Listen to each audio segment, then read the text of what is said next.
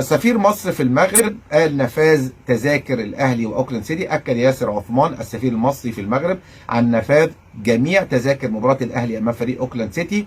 وقال ياسر عثمان السفير المصري نفذ التذاكر جميع تذاكر مباراه الاهلي امام حيث يتسع ملعب المباراه الى 50,000 متفرج. فحد هو بيسمعني كده يقول لي يعني ازاي يعني مباراه بتسع ل 50,000 متفرج بيلعب فيها الاهلي مع اوكلاند سيتي في المغرب، ازاي يعني 50,000؟ ده لو في مصر الاهلي بيلعب مع اوكلاند سيتي هتشكك ان الماتش يبقى فيه 50,000 يعني، لان اوكلاند سيتي يعني والاهلي.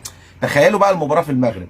وانا قلت لكم من فتره الجمهور المغربي هيشجع النادي الاهلي بجنون. ليه؟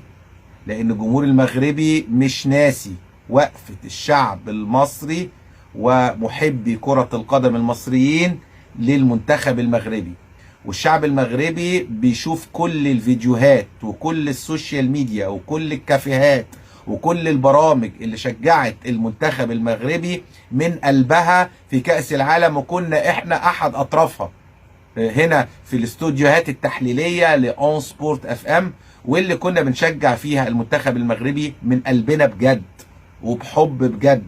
وبالتالي الجمهور المغربي ال50,000 هتلاقيهم بنسبة كبيرة جدا لا يقل عن 45,000 مشجع، غير طبعا الجمهور الأهلي اللي هيكون حاضر في هذا اللقاء واللي سافر خصيصا من مصر للمغرب، أو بعض الجاليات اللي موجودة اللي بتسافر عشان تحضر مباريات كأس العالم هتشجع النادي الاهلي. اعتقد الجمهور المغربي بنسبه كبيره جدا هتلاقيه بيشجع النادي الاهلي داخل الملعب، وده اللي هيسهل نوعا ما مهمه النادي الاهلي امام اوكلاند سيتي.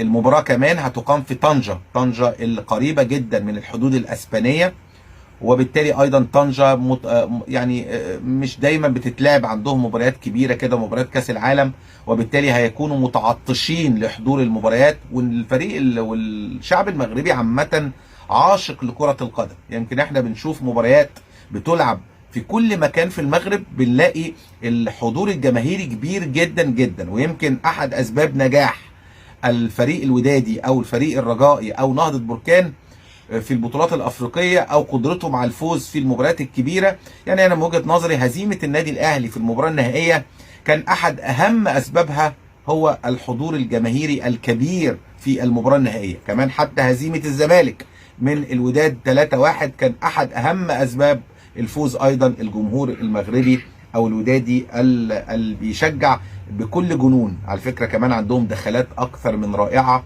عندهم تشجيع رهيب. انا شفت كمان وحضرت في كأس العالم الشعب المغربي وهو بيشجع المنتخب المغربي في الملعب في قطر.